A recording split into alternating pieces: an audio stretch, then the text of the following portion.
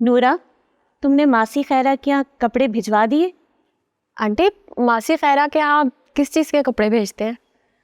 मासी खैरा बुजुर्ग खातून है, करीबी रिश्तेदार भी हैं, और हवेली में जब भी नए कपड़े लाए जाते हैं तो सबसे पहले करीबी रिश्तेदार खवातीन में भेजे जाते हैं। ये तो बहुत अच्छी बात है। उसके बाद ही हवेली के मकीन कपड़े मुंतखब करते हैं। कल यहाँ कपड़े रखे जाएंगे, सबसे पहले बड़ी अम्मा और फिर तुम मुंतखब करना। और आप? नहीं बेटी, जब तक 12 महीने नहीं हो जाते मैं नए जोड़े नहीं लूँगी, और तब तक हवेली में कोई शादी की तकरीब भी नहीं हो सकती। लेकिन बाकी तकरीबात तो हो सकती है ना? बिल्कुल कुंवार, जब बच्चा हो जाएगा तो तब सारी ही रस्में होंगी। तो फिर करें ना। वो जब 5 माह हो जाए तब होती है, बाज़ औक़ात पहले भी हो जाती है। अच्छा, वो आप उस दिन सुगन का जिक्र कर रही थी। सुन रही हो नूरा?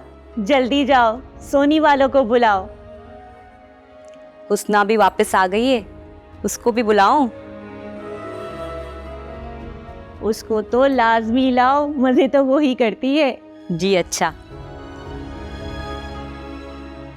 अपनी रिश्तेदार औरतों से मिलना चाहती हूँ। बहुत अच्छी बात है, मैं जल्द ही कोई खाने का बंदोबस्त करती हूँ। अरे हाँ, सुगन की रस्म में भी तो सबको बुलाएंगे। लेकिन मैं उनके यहाँ अलग अलग जाकर मिलना चाहती हूँ। ठीक, तुमने तो मुझे खुश ही कर दिया।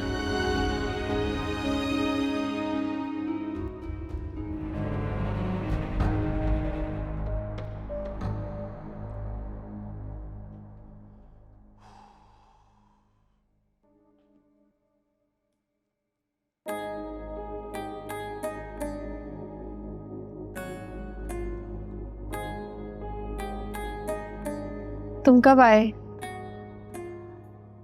Just now. अच्छा हुआ तुम आ गए। कल मैं आंटी के रिश्तेदारों के पास जा रही हूँ, और प्लीज़ मेरी हेल्प करो, बताओ कौन सा ड्रेस पहनूं। वैसे तो आप जो भी पहनेंगी आपको सूट ही करेगा। प्लीज़ ना, बताओ ना इनमें से कोई।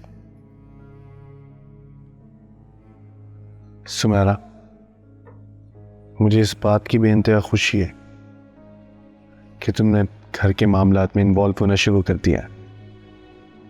प्लीज़ मेरी हेल्प करो। और तुम तो अच्छी तरह जानते हो कि गांव में मैं कौन से कपड़े पहनूं जिससे शो बढ़े। हाँ, नहीं ये नहीं, ये पार्टी ड्रेस है। आई थिंक ये, हाँ दिस वन, ये बेहतर है। वैसे हाँ मैंने तुम पे शक किया कि अमीरज़ादे औरतों के पास पड़े रहते हैं और उनका तजर्बा भी बहुत ज़्यादा होता है। अच्छा, ऐसी सूरत हाल की पता होते हुए भी तुमने मुझे अपना सरताज बनाया। भाई, आप तो सलाम के काबिल हैं। और नहीं तो। वैसे मैंने ये सोचा था कि हम शहर के बाहर डिनर पे चलेंगे। अब बाहर डिनर्स को छोड़ो, मुझे यहाँ गांव की दावतें उड़ानी है। थोड़ी एहतियात करना। नसीहती प्रोग्राम छोड़ो और कपड़े रखने में मेरी मदद करो। जो हुक्म मेरे आका। ला दो मुझे, मैं अभी इसको कपड़ में hang कर देता। सही है? ओके।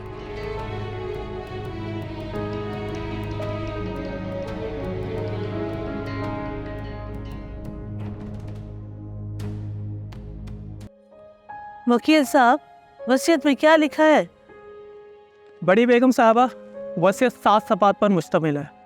4 सफ़ात पर इन्होंने अपनी बेगम और बेटियों के मुतालिक अपने जज्बात का इजहार करते हुए साथ रहने की तलकीन की है।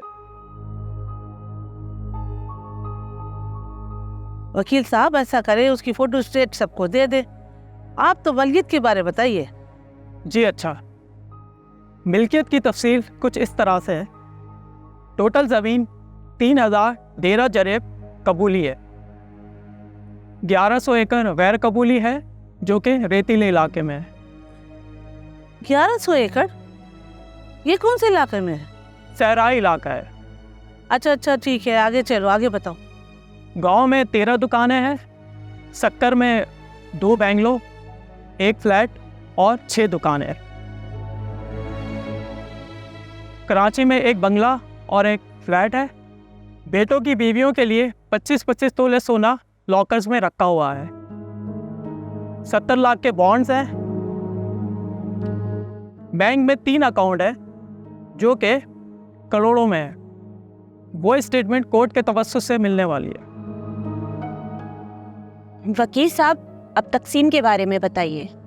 तकसीम के हवाले से कुछ इस तरह है कि 500 एकड़ बीवी और 500 एकड़ माँ के हिस्से में आएगी।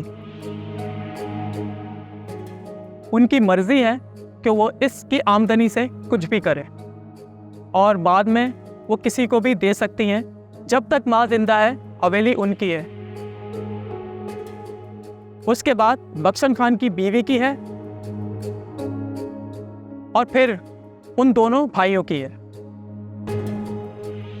कोई भी हवेली बेच नहीं सकता और ना ही किसी को निकाल सकता है। अंकल की सोच तो कमाल की है। खानदान को जोड़े रखने का इससे बेहतरीन फैसला नहीं हो सकता।